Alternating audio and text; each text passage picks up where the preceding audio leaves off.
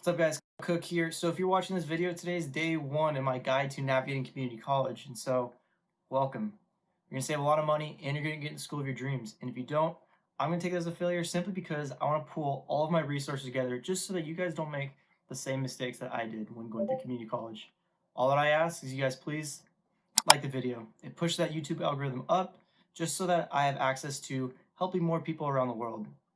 With that being said, I'm also working on a mentor-mentee network where I'm going to connect all of you guys with my amazing friends just so that when you're going through college, you don't feel alone. If you ever have a question, just plug into our network and someone will help you. So with that being said, I'm just going to ask one more time. Like the video. All right, let's get started. So you want to plan your transfer. So it's going to be a 1-hour session that you plan with your counselor, and you have to plan it a full week in advance. And so it's kind of hectic. And personal story, when I had my first meeting with my counselor, we didn't have a definitive plan as far as which classes for me to take, simply because I was going pre-med, I was applying to UCs and private schools. And so they wanted me to come back. But since my schedule was too hectic, I ended up not being able to come back, and I sought out third-party help that worked more with my schedule. And this third-party counselor, she ended up wasting my time and money. She stuck me on a bogus plan, and that's why I had to spend that extra third year at community college. And so, moral of the story is it pays to do your homework in advance and not be in the mercy of these counselors, and do your upfront planning. And so that's what we're going to talk about today. So here we go. Getting into college is a two-pronged attack. You have your major requirements and your general education. And my God, just looking at the website compared to when I was going through community college back in my day, it is so much nicer. Like, you guys got it made, because I'm pretty sure the website was so bad when I was going through it that it prevented people from transferring. That's how bad the website was when I was in community college. But anyway, so first things first, if you took any sort of AP test and you passed it with a 3 or a 4, send your score to your community college as soon as possible. Typically at university, you need at least a 4 or a 5 in order to get credit for the general education or the major requirement. However, at CC, a 3 or 4 will suffice. So send your score from collegeboard.org to your community college as soon as possible, and let your community college advisor figure out which box it'll satisfy. So second is testing. So it's SAT, ACT, GED, high school exit exam, whatever you got, send it to your community college, because it'll test you into college level English and math if you have high enough test scores. So the English level requirement is you have to take 2 college level English classes before you transfer. And additionally, with math, it'll test you into college level math, which is trigonometry. Now, beyond this, if you take in, pre-calculus or calculus, but you didn't pass the AP tests, they have things called challenge exams. Now, these challenge exams is like an aptitude test where it tests your ability to do pre-calculus and calculus problems. Now, in the case for me, I didn't know these challenge exams existed, and so I had to retake pre-calc, calc 1, and calc 2 all over again simply because I didn't pass the AP tests. But in hindsight, I'm really glad I did this, because as an engineer, my foundation for calculus and pre-calc was strengthened through having to take these. And third is my favorite. It's the foreign language requirements. Now, if you took 2 years of foreign language in high school, doesn't have to be an AP test. Send your high school transcripts to your community college, because they will suffice for the foreign language requirements on the IGETC. And we'll talk about the IGETC later, but that's 3 or 4 requirements that are knocked off just by simply sending your test scores and your transcripts.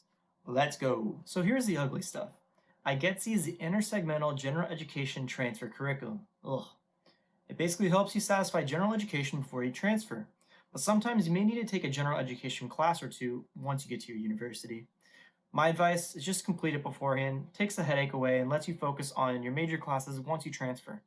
And it's broken up into 6 categories: English, math, arts, social sciences, science, and foreign language. Pretty simple, right? But wait, there's more. So each community college has a lot of different classes that satisfy all the different requirements for IGETC and for different private schools.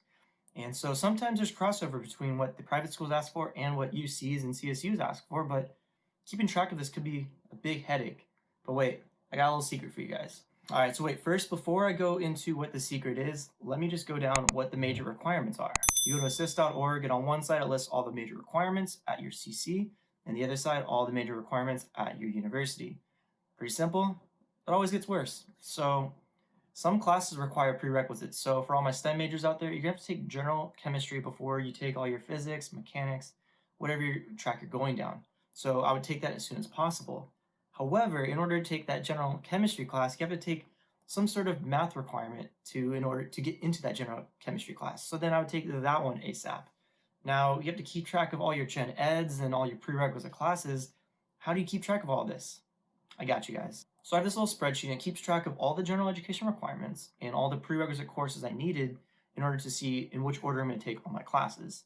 It's very important to know this because sometimes disaster semesters hit and you need to drop a couple classes just to ease the burden off you, but you don't want that to set you back a full year because, let's face it, time is money. So it's good to know which classes can be more flexible than others. So you're probably thinking, wait, IGETC has a math and science requirement, and if I'm a STEM major, there's probably some crossover between the class I need for my major and IGETC. Yeah, you're smart. So us STEM majors, two birds with one stone. So now it's advice time, and the common question I get is, I have classes that are recommended but not required, so should I actually take them? And my advice is that it depends. Now, it depends how competitive you want to be for those schools. Now, just for record, I had friends that got into UC Berkeley who didn't complete their chemistry elective classes and who didn't do IGETC. And so it really just depends how you want to structure your college application. Now, for me, I did everything in my power to be as competitive as possible. UC Davis required engineering classes that UC Berkeley didn't. So I took those extra classes. And when I got to Berkeley, I told the counselors I took these classes. I showed them the course outline and the different concepts that we talked about, and they ended up giving me credit for it. But that's completely up to you guys, however you want to tailor your community college experience. In my advice, I'd say do everything you can to be as competitive as possible, and that comes from proper planning from the beginning so that you're not doing what I did. I took 22 units my final semester in order to be super competitive. But that's up to you guys. And once again, let me just say that this advice shouldn't replace community college advisors. Now, they're the ones who are going to actually validate that you completed all these classes. Now, what this is a proper planning before you meet with them because you don't want to be at their mercy. It's just bad on your mental health and you want to be in charge of your education and you want to know which questions to ask once you get there. So again, this is just a preparation to community college, but not in replacing the counselors themselves. So how'd I do? Did it help you guys? Did I miss anything? Feel free to let me know. Drop a comment below. See you next time.